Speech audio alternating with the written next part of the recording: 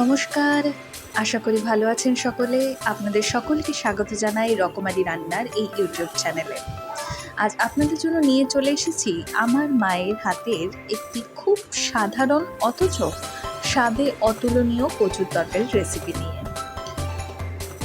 রোববার অথচ আমিষ খাওয়া যাবে না, কারণ বাড়িতে হয় নিরামিষ রান্না এই দিন।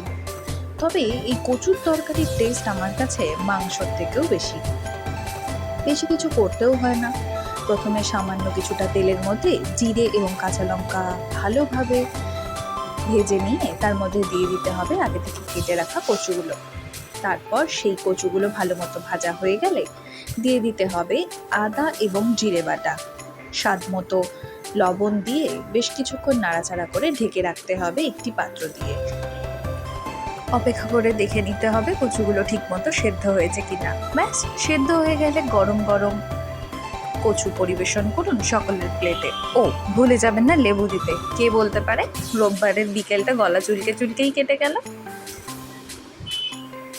তারপর বাটিতে তুলে সকলের জন্য নিয়ে যান এই সুন্দর কচুর তরকারি।